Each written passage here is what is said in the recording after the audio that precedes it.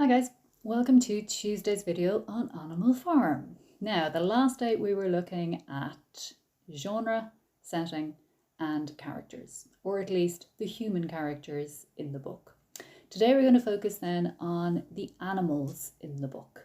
Now remember, this is going to be very important as a separate question on characters, but it's also part of a question on style because characterization is an important aspect of style. In other words, how the character is created and presented to us.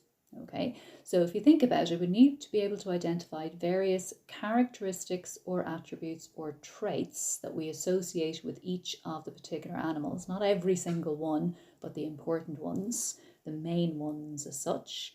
And then we need to show how these particular traits are actually demonstrated.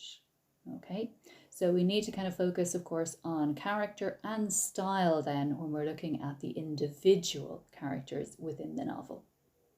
Okay, so our first port of call then will be Old Major, who features very prominently, of course, in chapter 1, because obviously he dies very early on in the story. Okay, so Old Major then is age 12 and he's stout. He is depicted, of course, as aged, but he is depicted as wise and very intuitive and very clever and also very kind and benevolent. Okay, we've had that word before, benevolent, Benevolent. We had that, of course, when we were looking at Romeo and Juliet and Benvolio. So he has a particular dream then, and he addresses the animals as comrades. And remember, the word comrade just simply means a friend or a companion. He's trying to emphasize that they're all equal. And he urges them to consider their actual situation and their circumstances. And he reminds them, of course, that Farmer Jones, Mr. Jones, is neglectful, cruel, and abusive. And he tells them that it's important that the animals stick together, that they have or they embrace solidarity, essentially. So he's trying then to inspire them to rebel against their oppressors. He urges the animals then to overthrow the humans, essentially.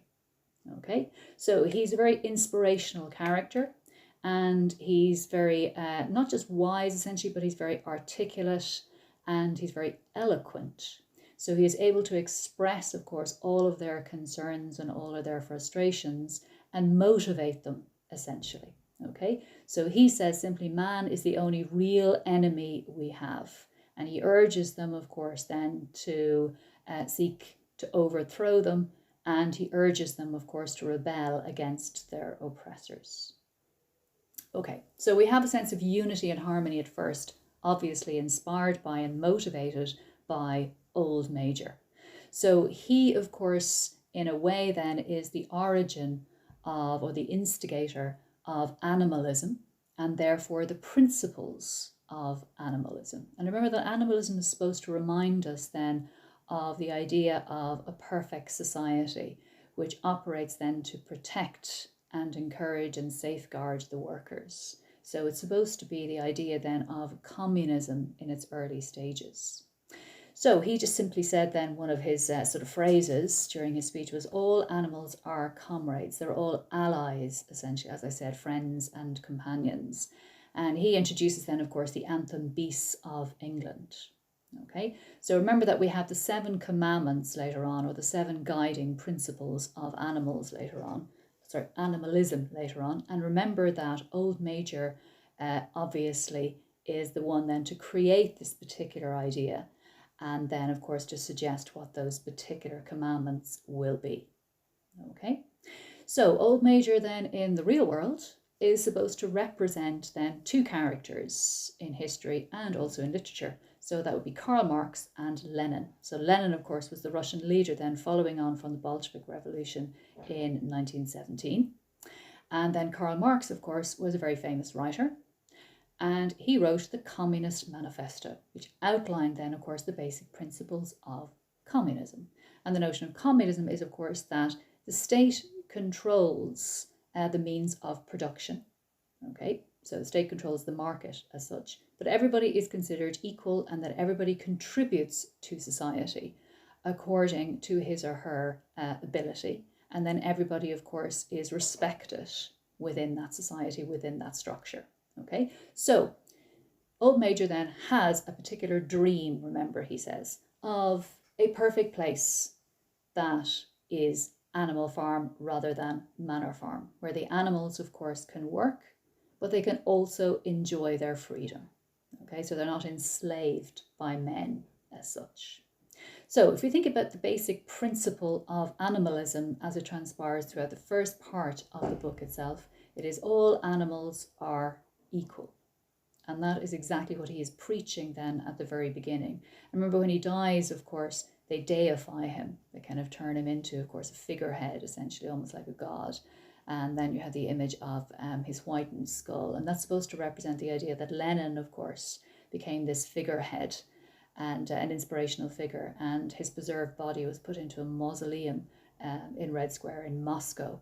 And then, of course, millions of Russians came to visit that particular mausoleum and came to pay tribute to him. Okay, so lots of parallels then, essentially. So Marx and Lenin then, of course, are the instigators of Russian communism, Soviet communism at that particular time. Okay, so he's seen as a very positive character then. Like I said, he is very wise, but very kind, very sensitive, and inspirational. So those are the kind of key characteristics that we associate with Old Major. And he is suggesting a better world for the animals. So everything is very positive and hopeful then in chapter 1, as represented by Old Major and his notion then of overthrowing oppression. Okay. Right, now we think about it. Old Major, of course, is a boar, B-O-A-R. Okay, so if you think about it, he would have the tusks, of course, and he's a large pig, essentially a large kind of wild pig. But he is a Berkshire boar, so he is a prize-winning one. Okay, and the whole point is, of course, that he's been there for years. And then we have the young whippersnappers, of course, who are the other pigs who are motivated by self-interest. So Old Major, of course, is altruistic, very giving and very selfless. But then we see, of course, the others, in particular, Napoleon and Squealer, they're motivated, of course, by greed. Okay, so that was Old Major. Moving on then to Napoleon. So Napoleon, of course, if you think about it, becomes not necessarily the main character, but the antagonist, essentially. So the protagonist, you say, at the very beginning could be seen to be Old Major, but really, of course, becomes Snowball. So Napoleon then is the antagonist and he is the villain. Now, he, of course, if you think about his name, it becomes very obvious. It's not even a symbol as such, really. I think Napoleon Bonaparte, of course, who was a leader of France, okay, in the 1800s, and kind of established himself as emperor and then became dictator for life. So if you kind of think about it, Napoleon at the very beginning, of course, appears to be following in Old Major's footsteps, okay? Appears to be, of course, expounding and espousing all of those particular views. But, as we'll see then, even by the end of chapter 2, there's a more sinister aspect to his character. Okay, so if we think about Napoleon Bonaparte, of course, he was a great military strategist. And he was also very influential when it came to society and culture and so on. I mean, for example, what he has done and what he has said has influenced more than 70 legal states worldwide. Okay, so at the very beginning then, of course, he is described as a fierce-looking boar. Okay, so a large pig again. He's very, very quiet. He doesn't say an awful lot, but we get the sense that he is observing others, scrutinizing, waiting, of course, for his chance to seize power. So he's quiet, but he's quite controlling at the same time. We can see later on then how he encourages Squealer then to use and manipulate language in order to secure power for himself. So he's quite a bold character then. He's just kind of biding his time. He's very patient, but he's very audacious and very daring. And then he's able to seize power and he's able to maintain it. And we see this grotesque figure then of Napoleon walking on his hind legs and dressed like a human at the very end. And he's drinking and smoking, of course, behaving like one of the corrupt humans at the very beginning, if we think back to Mr. Jones, of course, and his alcoholism. Okay, Napoleon, of course, is clever enough in that the pigs, obviously, they're self-taught, they're literate, so therefore they're able to manipulate and exploit the other animals who are uneducated or who are illiterate as well. And we can see then how they're able to manipulate the other animals into accepting their particular point of view and their sort of world view as well. Okay, so that's Napoleon then, who is seen as the villain or the antagonist. Right, we also then have Snowball, okay, so the white pig, and Snowball is a very kind of lively, energetic character. The word vivacious is used in the book. And if you think about it, it kind of reminds us of the word vivid, then vivacious, very energetic, dynamic as such. So kind of a sparkling personality, a very lively speaker, tries to influence the other animals and tries to encourage them, of course, to accept their newfound freedom. He's very single-minded as well. And Snowball then has a parallel in the real world. Snowball is supposed to represent Trotsky. And Trotsky essentially was trying to spread the idea of communism around the world. So Napoleon is supposed to represent Stalin, who became leader after Lenin, and he became a brutal dictator, and he was really only interested in Russia or the Soviet Union, whereas Trotsky was more interested in the idea of kind of communism worldwide and liberating all of the workers, not just the Russian ones. So we see then Snowball as being very selfless. He's a bit like Old Major. He's very principled and very moral as well. He's also very creative, okay, quite a practical character, but also very artistic as well. He's literally the one who replaces the sign then for Manor Farm with Animal Farm. So kind of cancels it, crosses it out, and then writes Animal Farm. And that's obviously, of course, a key point then at the beginning of the book. So the idea then, of course, that he has these kind of pure intentions. It's all about helping other people, about being altruistic, rather like Old Major. But if we think about what happened to Trotsky in real life, more or less the same thing happens then to poor old Snowball. So Trotsky in real life then, of course, was obviously working with Stalin, but Stalin realized, of course, that Trotsky was a rival, essentially, and that Stalin needed to get rid of him. So Trotsky then, he was spreading lies basically about Trotsky, and Trotsky himself then was expelled. So he was forced into exile, forced to leave Russia. He ended up going to South America and to Central America, and he was eventually tracked down then by Stalin's men, and he was murdered. He was actually murdered with an axe to the back of the head. So it's kind of emphasizing the idea, of course, that Napoleon then turns on Snowball, and Snowball is run out of the farm because he sees Snowball as a threat to his rule and his power. Okay, so if you think about it, Napoleon then represents your sort of typical despot or tyrant, or your typical dictator who will not accept any dissent, who will not accept anyone questioning his authority or undermining his rule. Okay, even when you think about Snowball as well, even think of snow, supposed to be the idea of kind of purity and innocence, and sort of the idea of purity of thought here, that he's sort of single-minded, he's very practical, but he's also very selfless.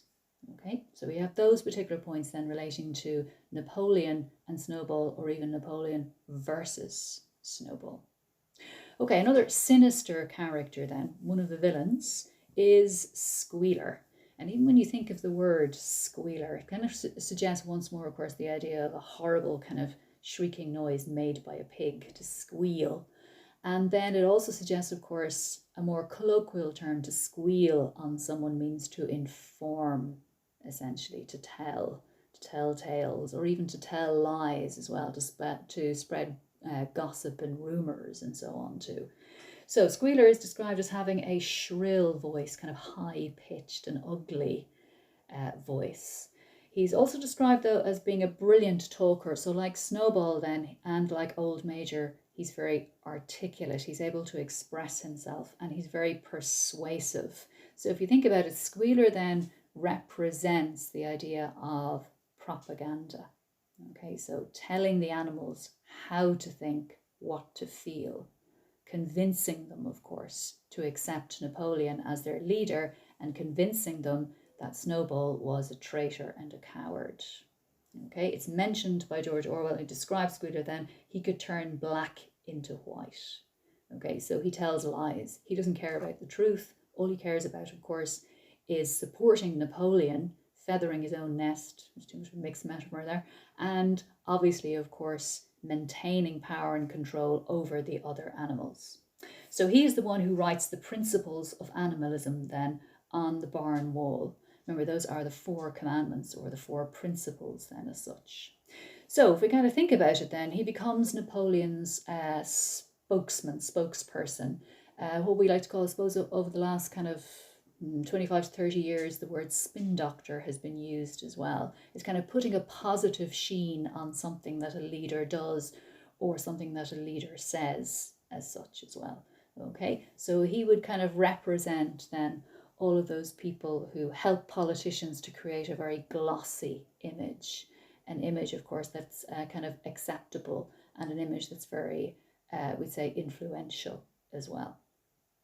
So remember, of course, that he's the one then who begins to change the principles of animalism, and he simplifies everything because he knows that the animals can be exploited because they're not that intelligent or educated. Okay, some of the intelligent ones are not educated, some of the unintelligent ones are not educated, so they're ripe then for exploitation. So if you think about it, originally, of course, he simplified the principles of animalism down to 4 legs bad, 4 legs bad, that should be 2 legs bad, 4 legs good. Okay, so it's emphasizing the idea then, of course, that humans are to be despised, and then animals, obviously, are supposed to be lauded.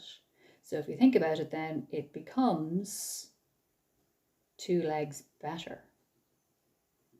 Okay, so 4 legs good, 2 legs better. So by the end of the novel then, of course, we see Squealer, the obese pig, along with Napoleon, a fellow obese pig then, of course, behaving like human beings, standing on their hind legs.